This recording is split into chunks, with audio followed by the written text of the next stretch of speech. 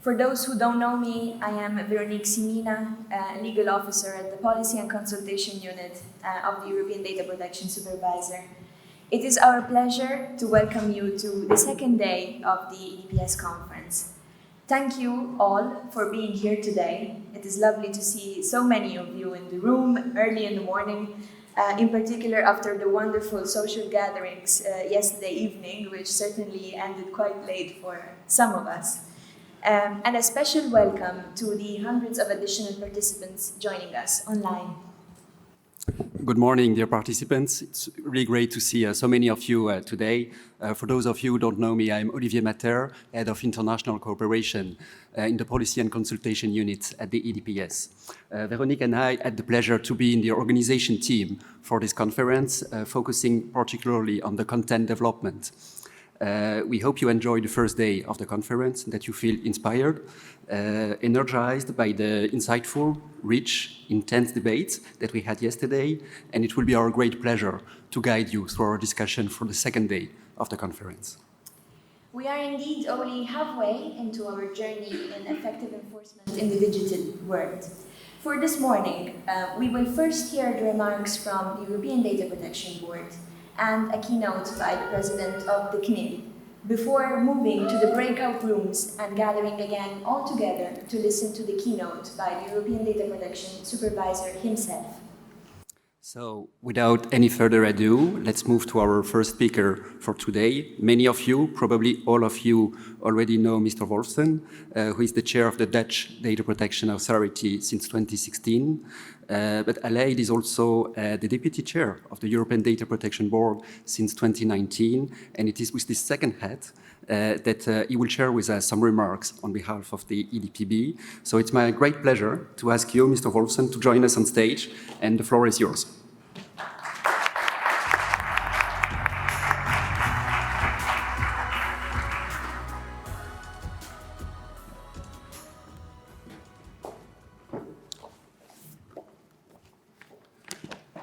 Well, good morning, ladies and gentlemen, and thank you for this nice introduction.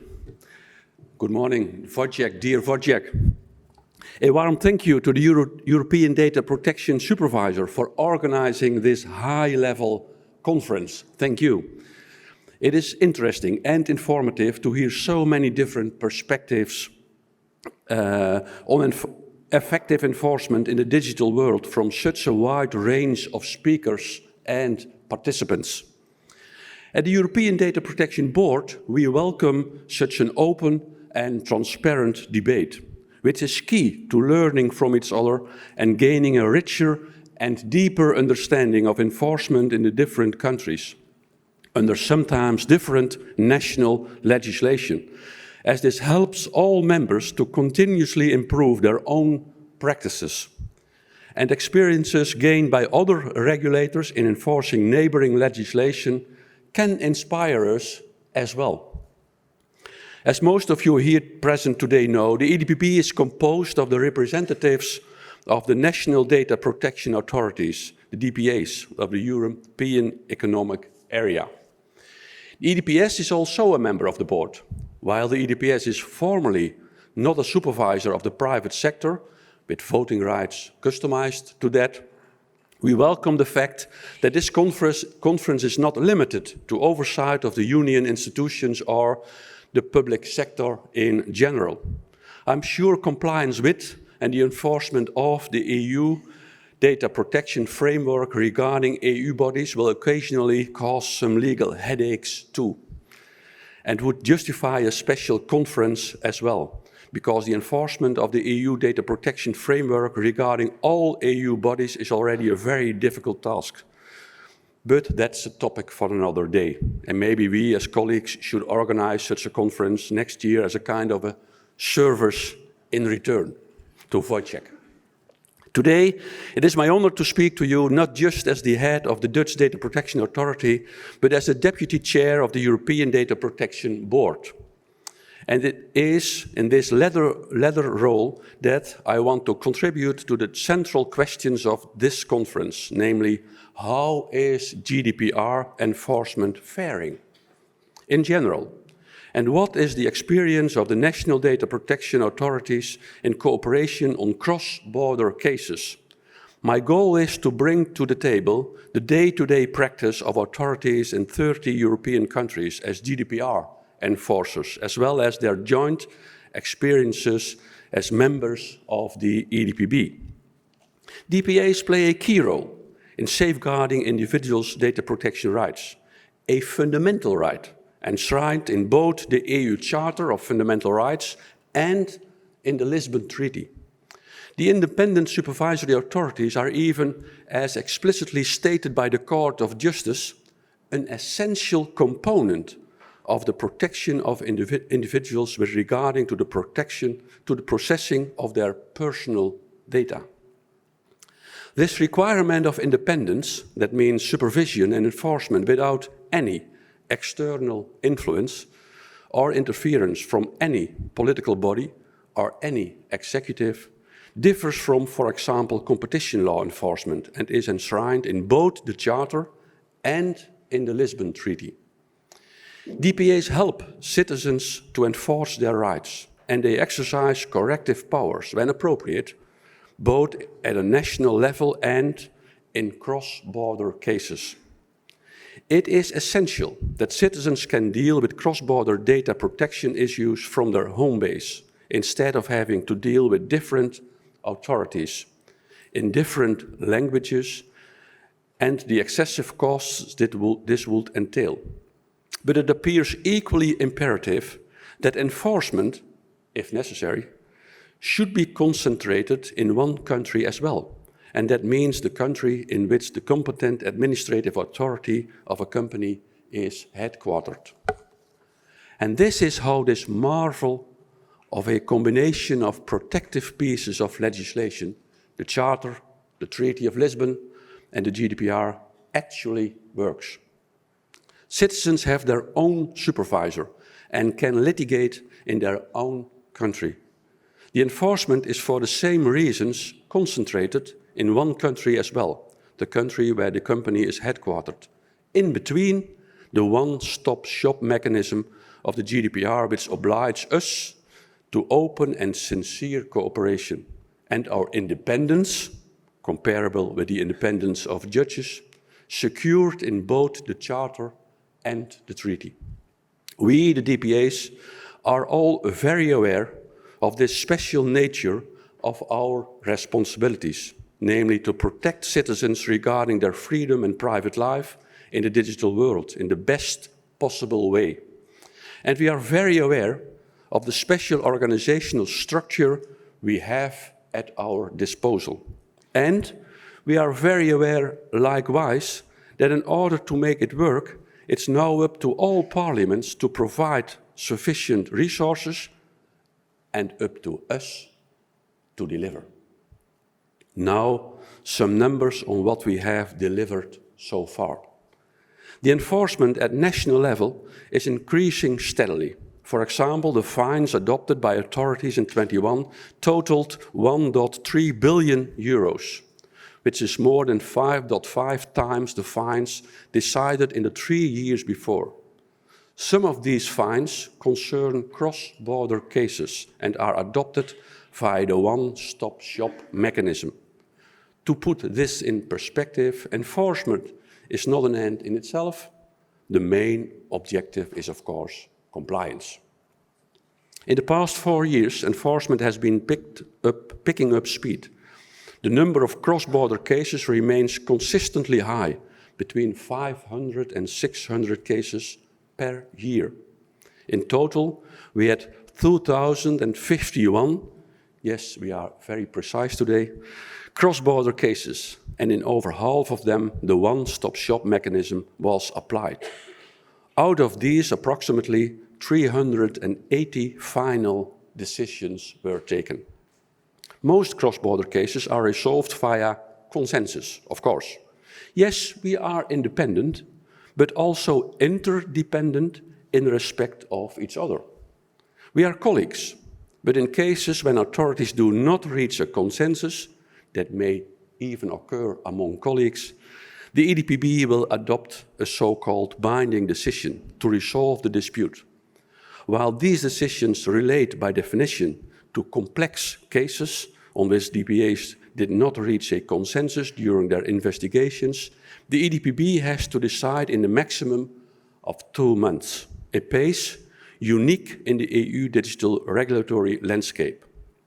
Such decisions often relate to fundamental legal questions, and they are, of course, resource intensive, but it is nevertheless still far more efficient and far more effective than the old practice under the directive.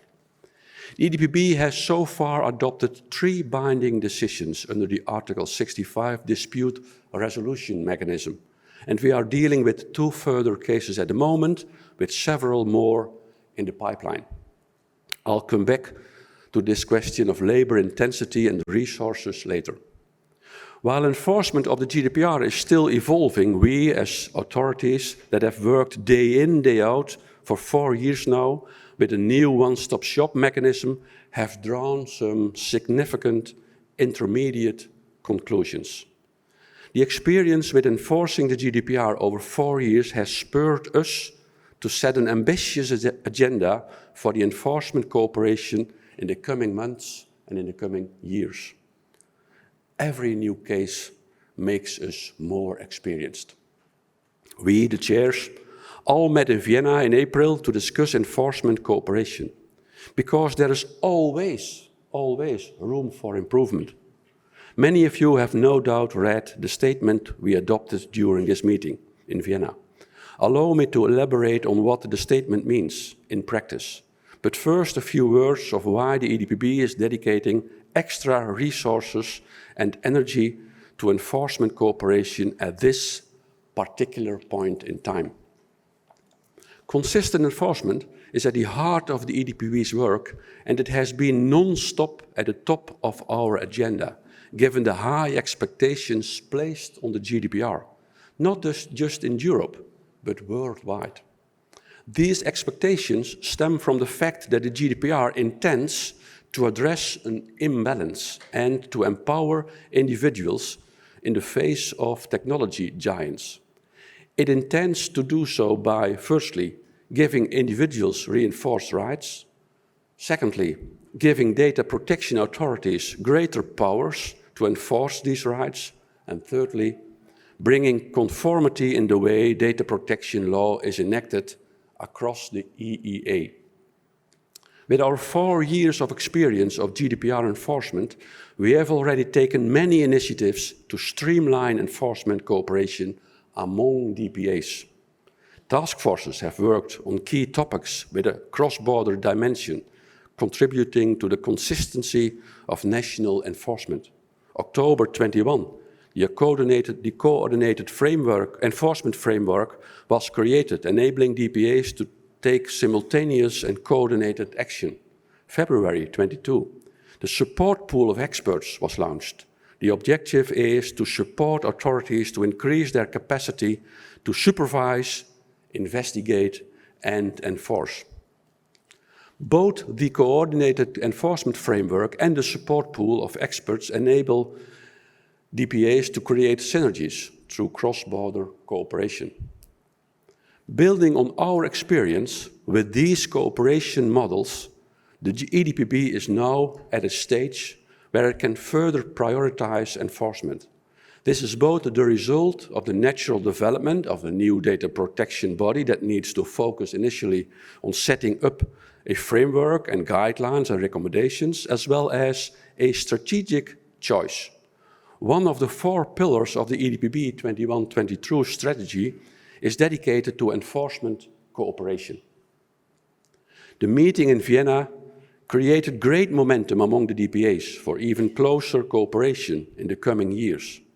I don't aim to give you a full catalogue here of all the measures we agreed upon, but I will focus specifically on 3 important outcomes that will help to further improve enforcement cooperation.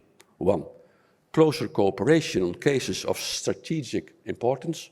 2, alignment of national enforcement strategies. And 3, remedying obstacles created by procedural national law.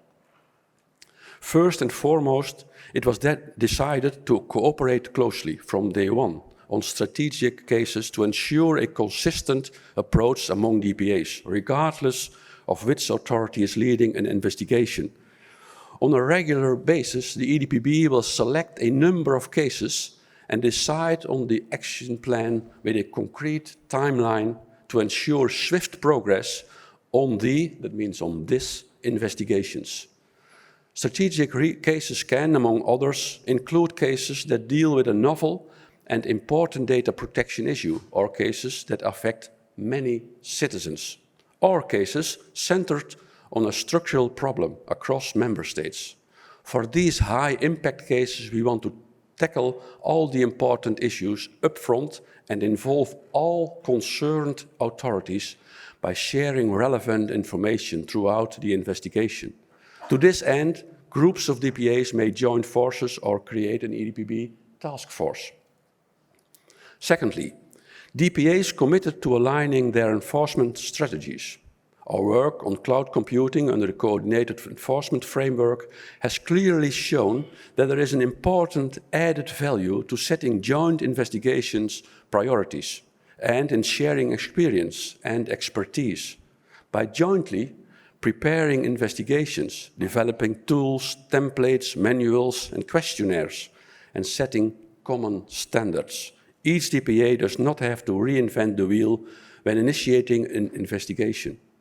Also, the impact on EU-wide investigation and enforcement is naturally much higher than when each DPA works independently.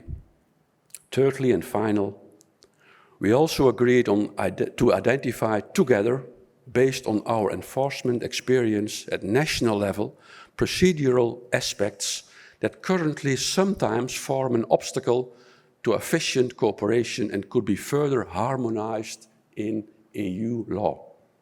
This will be an essential step for the future of cooperation, since harmonized horizontal provisions in administrative procedural law can help bridge differences in how DPAs conduct cross-border proceedings.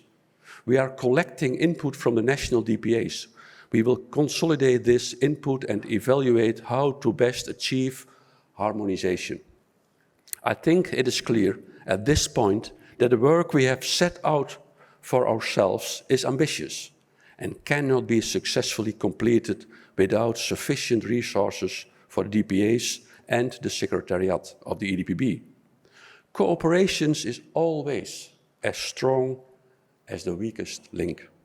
And we all have still weak links and vulnerabilities in our redesigned organizations. We in the Netherlands too.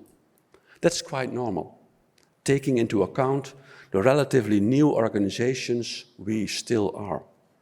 And some colleagues still have serious problems with getting a realistic budget.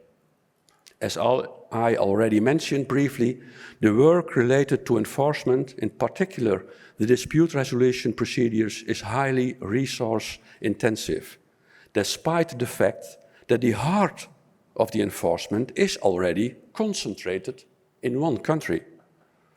The EDPB is supported by a small secretariat. This secretariat plays a vital role in offering analytical and strategic support to the EDPB and in making cross-border cooperation a reality. Increased national and cross-border enforcement will have a trickle-down effect on the work of the EDPB Secretariat, with an increased need to coordinate enforcement via the actions I have outlined, and a more frequent use of the dispute resolution mechanism. By every new case, they got more experienced. But sufficient resources for the EDPB Secretariat are an essential condition for successful enforcement cooperation. Ladies and gentlemen, 4 years after its entry into application, the GDPR has confirmed that it is a landmark EU legislation. It is the most influential legal instrument protecting and governing our digital lives, our private life, our freedom, and our right of self-determination. In international negotiations, personal data is one of the key issues that is consistently put on the table. Year after year, more countries are putting in place legislation to secure the protection of data and privacy, often inspired by the GDPR.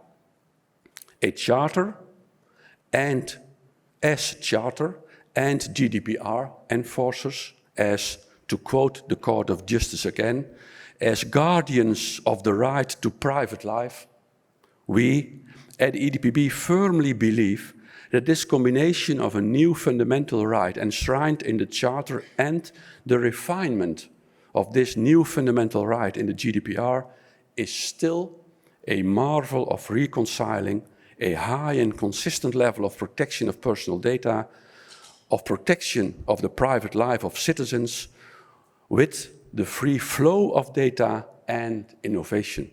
Based on our experience in working daily with the GDPR, we believe that the actions we have set out for ourselves, namely an even closer cooperation on strategic cases, alignment of enforcement and removing procedural hurdles, will allow us to again take a significant step forward. It is our essential duty to further improving cooperation day after day, week after week, year after year, step by step, case by case. It is only this way we can continue to believe in the substance of one of the most beautiful sentences in the GDPR. Natural persons should have control of their own personal data. Thank you very much.